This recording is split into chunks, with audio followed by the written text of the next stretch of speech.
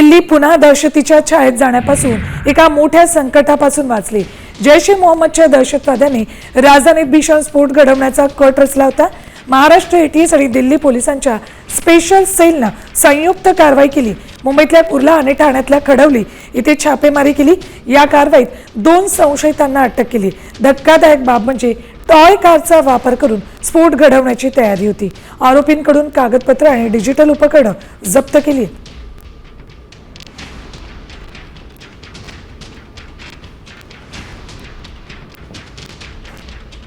जैश ए मोहम्मदचा दिल्लीत स्फोट घडवण्याचा कट उधळण्यात आलाय। खेळण्यातील कारनं दिल्ली हादरवण्याचा संशयितांचा प्लॅन होता। Delhi police special cell Maharashtra एटीएसनं कुर्ला खडवलीत संयुक्त कारवाई केली। जैश ए मोहम्मदशी संबंधित मुसाब अहमद आणि मोहम्मद कलरा यांना ताब्यात घेतलंय। सोशल मीडियाच्या माध्यमातून ब्रेन वॉश करून त्यांना दहशतवादाकडे ओढलं होतं।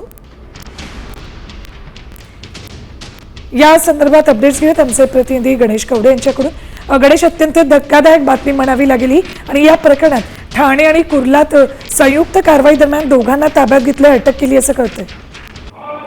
नक्कीच ज्या पद्धतीने आतंकवादी हल्ला आहे तो करण्याचा प्रयत्न होता आणि या पार्श्वभूमीवर एटीएसने ही महत्वाची कारवाई केली असंच म्हणावं लागणार आहे। आणि यामध्ये 2 जणांना आहे ते ताब्यात घेतलेलं पाहायला मिळतंय। हे दिल्लीमध्ये खरंच तर ट्राय कारच्या माध्यमातून हा सगळा कट आहे तो रचण्यात येणार होता, अशा पद्धतीची देखील एक माहिती आहे ती समोर आलेली आहे। आणि या पार्श्वभूमीतून जे काही दोघांना ताब्यात घेतलेलं आहे त्यातला जो एक रहिवासी आहे तो कुर्ल्यातला आहे, तो दुसरा ठाण्यातला खडकवाली इथला रहिवासी असल्याचं सांगितलं जातं। आणि या सगळ्या संदर्भामध्ये आता एटीएस कडून पूर्ण तपास आहे तो केला जातोय।